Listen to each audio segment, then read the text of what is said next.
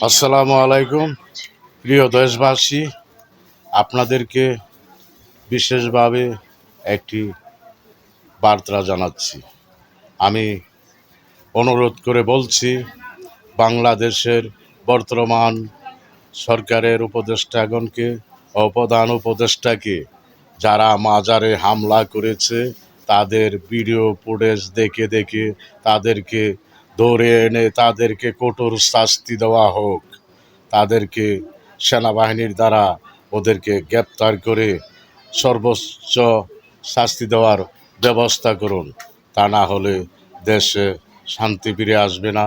এই দেশের মধ্যে মাজার ভাঙছে, আল্লাহর ওলিরা এই দেশে ইসলাম প্রচার করছে, তাদের মাজারই ওই যারা ভাঙছে তাদেরকে ধরে এনে তাদেরকে শাস্তির ব্যবস্থা করুন। তা না হলে এই দেশে শান্তি আসবে না।